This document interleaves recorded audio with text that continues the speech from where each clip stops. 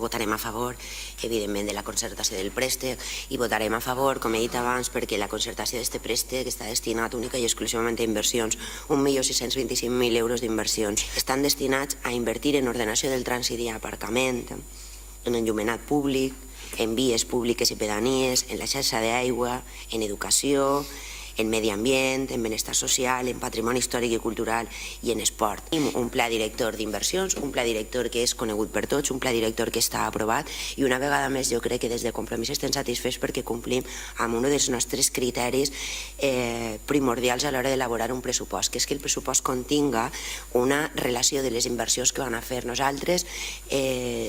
quan en companyia de la resta de l'equip de govern hem tingut molt clar que no volíem funcionar a colp d'idees i a colp d'ocurrències. Això ens vam obligar i enguany ho hem aconseguit a tindre un pla director d'inversions. Un pla director d'inversions on van detallades cadascuna de les inversions d'aquest Ajuntament, les que pagarem en recursos propis i les que pagarem en atencions al préstec. Aquest préstec, com he dit abans, no suposa cap disbarat econòmic, no és cap xifra alarmant i a més compleix amb el principi de prudència financera definit per la Secretaria General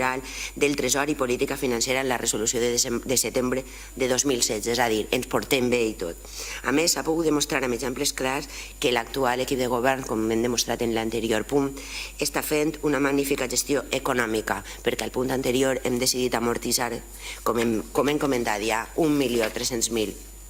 euros. No tinguem cap mena de dubte de que anem a ser capaços de suportar el pes del préstec sol·licitat i el més important de tot, que anem a fer un ús d'aixos diners d'allò més convenient per a